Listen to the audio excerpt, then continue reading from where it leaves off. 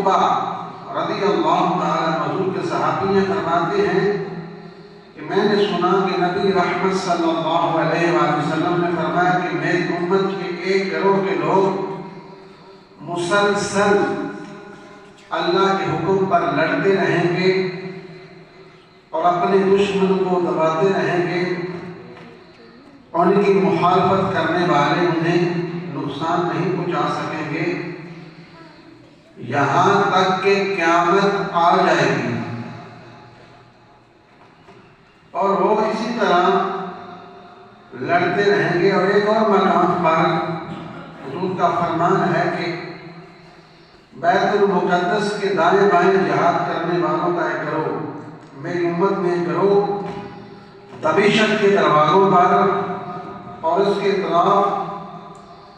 جہاد کرے گا، اور اسی طرح مسجد اقصیٰ کے دائیں بائیں حضور نے فرمایا گروہ جو ہے وہ جہاد کرتا رہے گا حتیٰ کہ وہ قیامت آ جائے گی۔ تو ان کو رسوا کرنے والے انہیں نقصان نہیں پہنچا سکیں گے،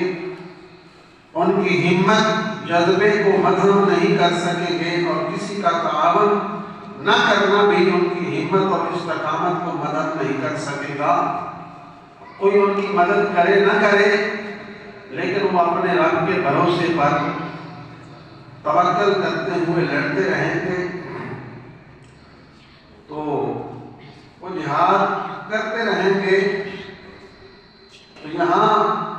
جس آواز کو بلند کرنا تھی نہ کہ مسلمان ممالک اپنے اپنے مسائل میں الجھا دیے گئے اور انہیں اور مزید یہودیوں نے الجھا دیا، وہ عالمی سطح پر کچھ نہ کر سکے، مسلم ممالک اتنا ہو سکے وہ بھی نہ کر سکے۔ تو اللہ